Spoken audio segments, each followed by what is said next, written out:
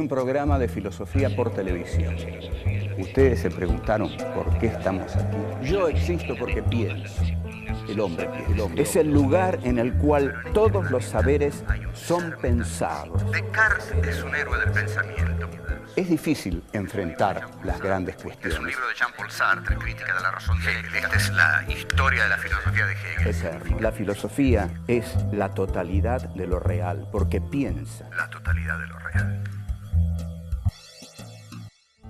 Encuentro 3. Derivaciones de Nietzsche. ¿Perder la razón?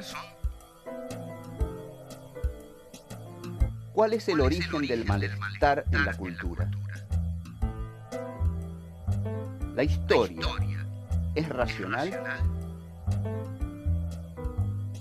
¿Existió Auschwitz? ¿Existe Dios?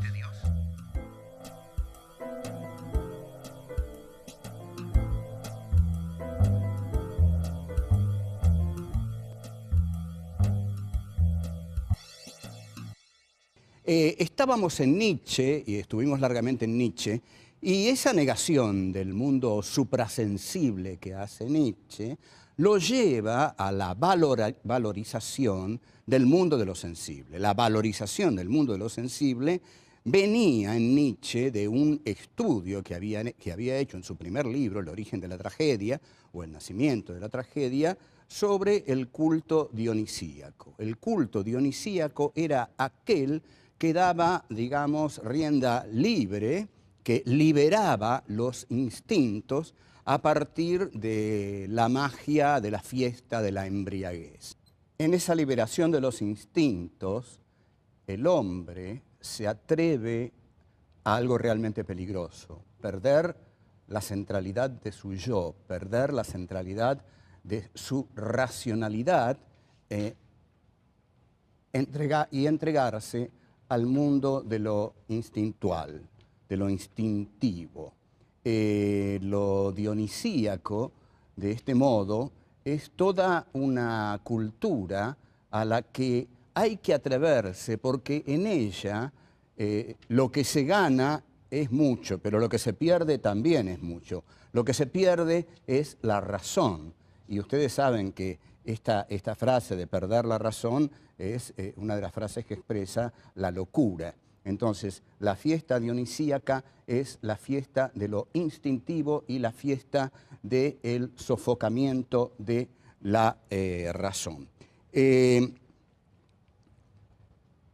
¿A dónde vamos luego de esto? Por supuesto, el que ha tomado de aquí a manos llenas es el maestro vienés, o sea, Sigmund Freud, que es este señor, no sé si ustedes lo ven bien, es el maestro vienés, es el señor cuya frase fundamental para mí es: un cigarro a veces es un cigarro, cosa que debemos entenderla muy bien porque, bueno, del psicoanálisis no vamos a hablar mucho, aparte les confieso, yo conozco el psicoanálisis más desde el diván que desde los libros, pero Sigmund Freud abrevó profundamente en el pensamiento de Nietzsche.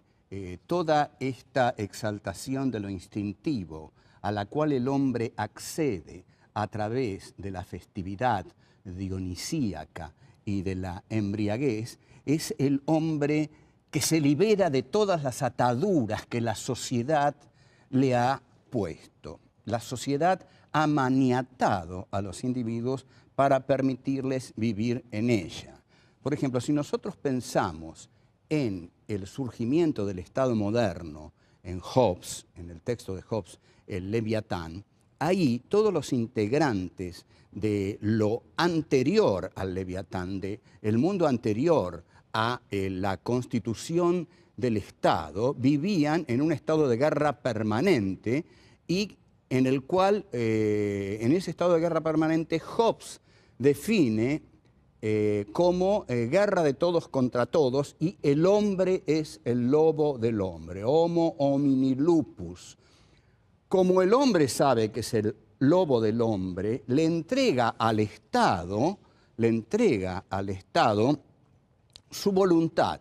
Entonces, el contrato consiste en que para evitar la guerra de todos contra todos, todos le entregan al Estado la decisión sobre todos. Así se establece el contrato entre el Estado y sus miembros a través del Estado hobbesiano. Pero ese Estado burgués que Hobbes delinea nace justamente sometiendo, sofocando, maniatando a los hombres, porque si se los deja sueltos, se matan entre ellos.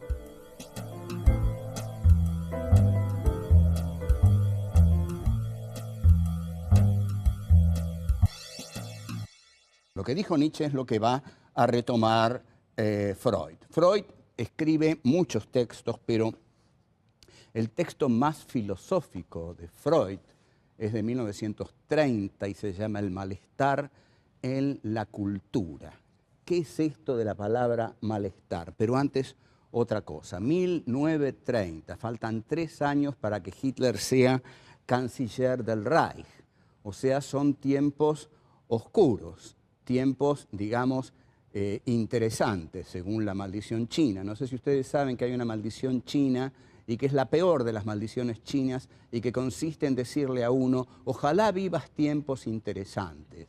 En la Argentina hemos vivido demasiados tiempos interesantes, es hora de que vivamos tiempos un poco aburridos, pero los tiempos interesantes son los tiempos más terribles, más agitados, más macabros de la historia. Esa era una historicidad muy interesante la que estaba viviendo Freud, era el fin de la República de Weimar, era el fin de Hindenburg, era el ascenso de Hitler al poder en 1933, y ahí, en medio de ese marco indudablemente pesimista, es que Freud escribe El malestar en la cultura. Y este malestar es el siguiente: la cultura, para poder realizarse, tiene que sofocar los instintos primarios, primitivos, esenciales del hombre. Los instintos que naturalmente surgen del hombre, la sociedad los tiene que sofocar, los tiene que maniatar para poder construir la cultura.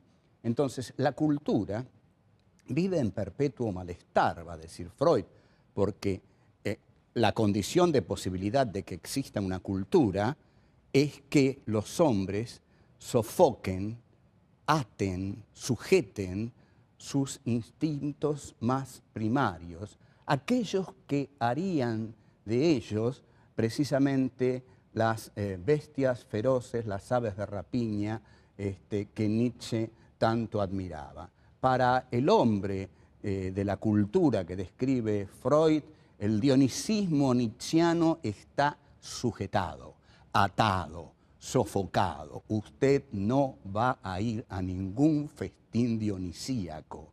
Usted se queda en su casa, va a trabajar, y esto es la cultura. La cultura se hace así. Entonces, la cultura, dice Freud, se basa en la represión. Todos tenemos que reprimir nuestros instintos para que la cultura pueda realizarse. Se basa en el sofocamiento y hay un instinto que sobre todo es el que va a decir Freud, es el que hay que reprimir, y es el instinto sexual.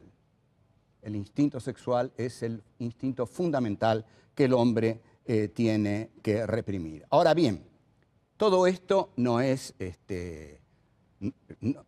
algo que no tenga consecuencias. Reprimir todo esto genera la neurosis.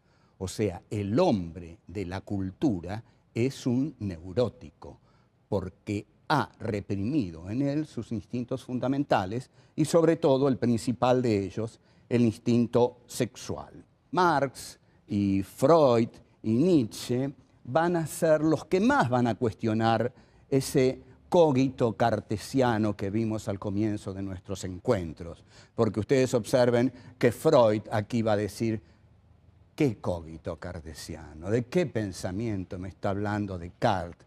Si lo que yo veo es que ese pensamiento hecho razón y hecho sociedad burguesa, lo que hace es maniatar a los hombres hasta sofocar y eliminar en ellos sus instintos primarios, los más ricos, los que harían de ellos seres plenos, vitales, saludables, entregados a la gloria de la vida. Por el contrario, están sometidos al malestar de la cultura, a la vida gris de la cultura.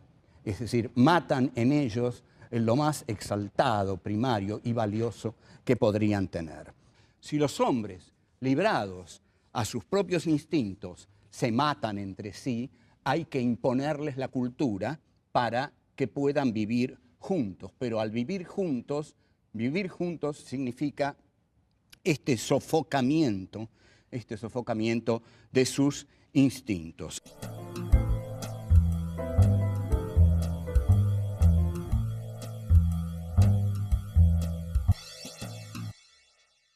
El hombre es un ser patético al que Freud va a definir como un Dios con prótesis en este libro hermoso de Freud, que es El malestar en la cultura.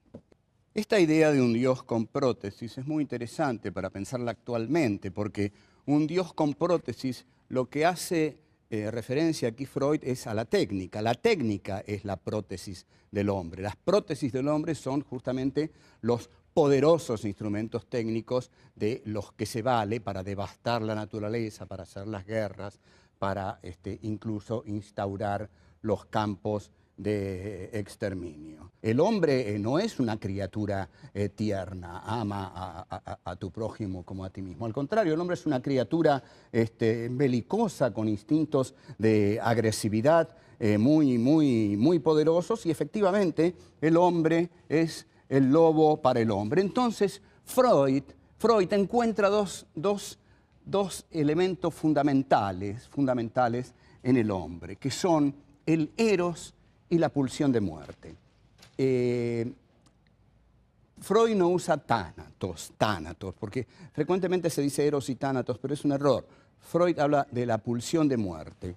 El eros es la fuerza del amor y la pulsión de muerte es la fuerza de la destrucción. Lo que va a decir Freud es que estas dos potencias que están en la interioridad del hombre se enfrentan constantemente.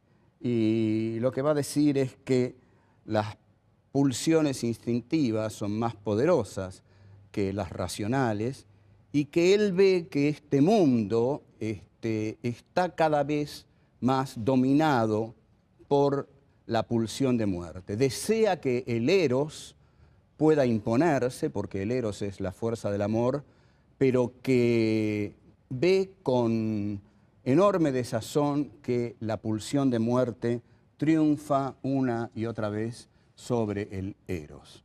Enorme influencia en Freud y en Nietzsche tuvo Fyodor Dostoyevsky, que escribió un libro, Memorias del subsuelo, que es realmente una de las cumbres del pensamiento. Recomiendo su lectura fervorosamente. Es un libro pequeño, en el cual Dostoyevsky dice que el hombre propende a la destrucción y al caos, que si 2 más 2 son 4, 2 más 2 son 5, y eso le place más, le gusta más. Ustedes observen que 2 más 2 son 4 es lo apolíneo, 2 más 2 son 5, es ya la irracionalidad dionisíaca.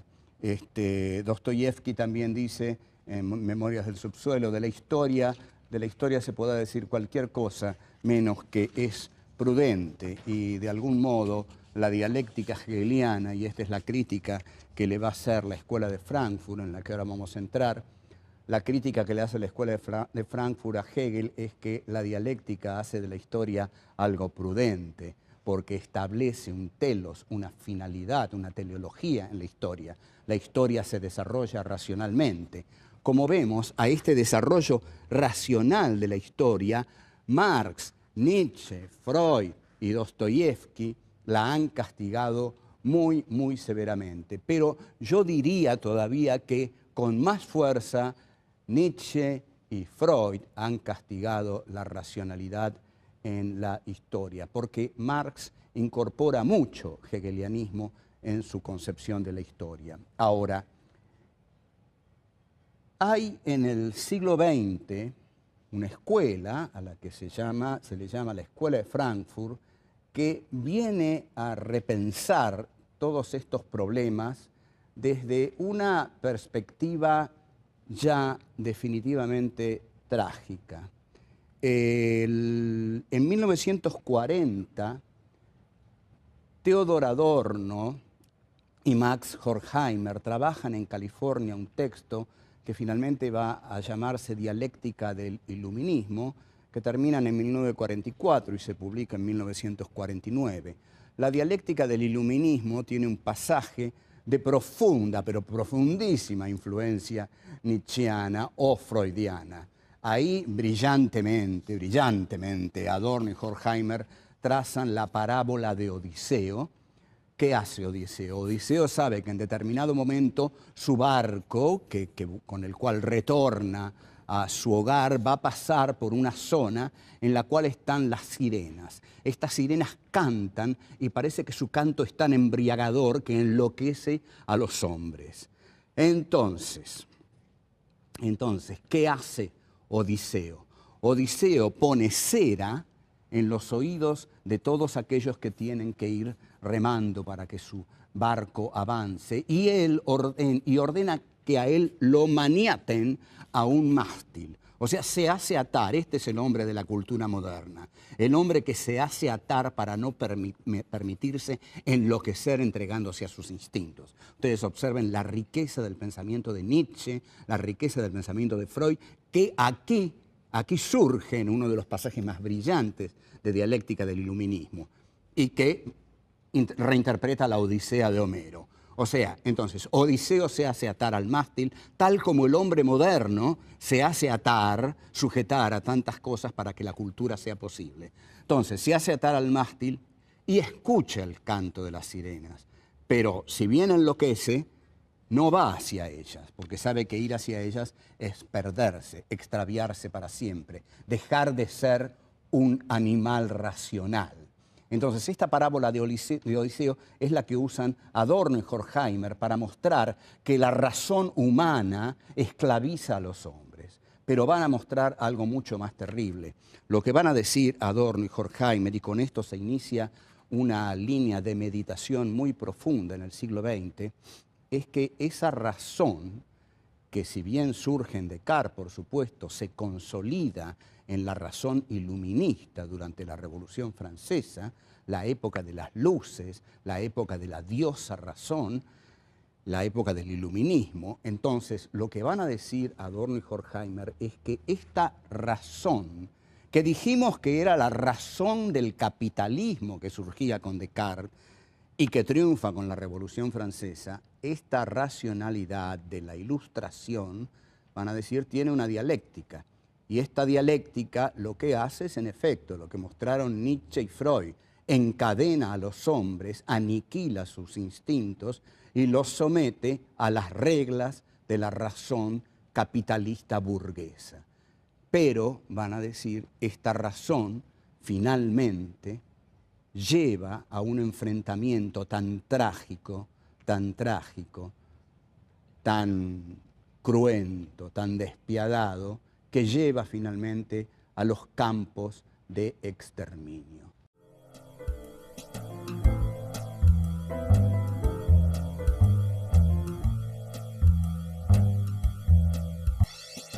Adorno y Horkheimer van a decir que esta razón iluminista a donde finalmente conduce es a la utilización de la razón para la masacre masiva. La masacre masiva generalmente se cree que se hace en medio de la pasión, de la pasionalidad, del odio, pero no es así. Lo que van a decir Adorno, Horkheimer, lo que va a decir Hannah Arendt, lo que va a decir Paul Celan, lo que va a decir Primo Levi, lo que van a decir todos los filósofos que van a pensar hondamente el Holocausto, es que justamente el Holocausto se realizó por medio de la razón como instrumento de el masacramiento de los cuerpos de los campos de exterminio. O sea que en los campos de exterminio lo que se explicita ahí es la racionalidad de la muerte, la racionalidad de la muerte. Y Primo Levi, que es un sobreviviente de Auschwitz, que es un extraordinario escritor, que escribió 2 libros maravillosos, Los hundidos y los salvados, y Si esto es un hombre, tiene una frase muy importante que dice: existe Auschwitz, no existe Dios. Es una versión diferenciada, mucho más dolorosa del Dios ha muerto de Nietzsche, pero lo que está diciendo Primo Levi es justamente eso: ¿cómo pudo existir Auschwitz si hubiera existido Dios? Entonces dice: existe Auschwitz, no existió Dios. Y cuando Hannah Arendt habla de la banalidad del mal, lo que está diciendo es que justamente la razón del capitalismo burgués se pone fríamente al servicio del exterminio y que el burócrata del crimen, el burócrata de la masacre, que es Adolf Eichmann, hace el mal sin pasión. Esta frase extraordinaria, el mal sin pasión, es de Sarmiento en el Facundo. Sarmiento decía que Rosas hacía el mal sin pasión. Sarmiento era tan genial que fue capaz de anticiparse a este concepto de Hannah Arendt. Entonces, lo que va a decir Hannah Arendt en Eichmann en Jerusalén, un ensayo sobre la banalidad del mal, es que el mal se hace burocráticamente, que se puede hacer el mal burocráticamente. En la película excepcional de Stanley Kramer, Juicio en Nuremberg, un juez nazi le pregunta a uno de los ejecutores de los campos: ¿cómo fue posible hacer eso? ¿Cómo fue posible que ustedes mataran a millones de personas? Y el verdugo le dice: fue posible, ¿cómo no iba a ser posible? Lo difícil no era matarlos, lo difícil era desprenderse de los cadáveres. O sea, como vemos, lo difícil era una cuestión instrumental, una cuestión instrumental. Entonces, razón instrumental es como Adorno y Horkheimer van a llamar a la razón del iluminismo, a la razón de las luces, que surge con la Revolución Francesa y, según Adorno y Horkheimer, termina en los campos de exterminio. Este texto, Adorno y Horkheimer, y con esto quiero acercarme al final de estos encuentros que hemos tenido de filosofía, el texto Dialéctica del Iluminismo está basado en un texto excepcional de Walter Benjamin, que se llama Tesis sobre Filosofía de la Historia. Y Benjamin tenía una frase que decía, voy a decir brevemente que Benjamin murió en la frontera franco-española, envenenándose, suicidándose, porque el día que llegó para pasar a España y salvarse de la Gestapo que lo venía persiguiendo, España cerró la frontera. Entonces Benjamin se suicidó. La frase de Walter Benjamin, uno de los más grandes pensadores del siglo XX, es: solo por nuestro amor a los desesperados conservamos todavía la esperanza. Yo creo que es así, que tenemos la obligación de conservar la esperanza porque hay todavía demasiados desesperados en este mundo. En consecuencia, no podemos darnos el lujo de la desesperanza.